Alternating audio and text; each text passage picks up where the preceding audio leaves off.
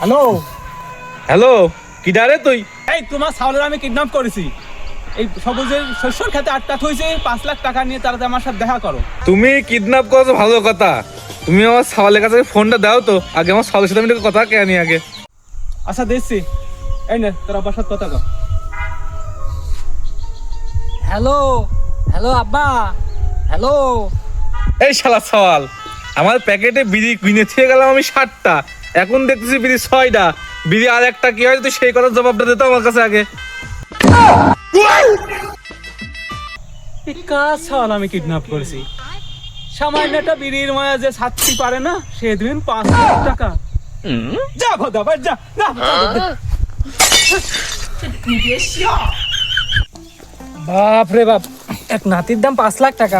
এক নাতি মারি 5 লাখ টাকা বাপের মা ফেয়া গেল। যাক বাড়ি যাই, আব্বা কইলো বিড়ি আরো 6টা রয়েছে যে আর 2টা খাই গে।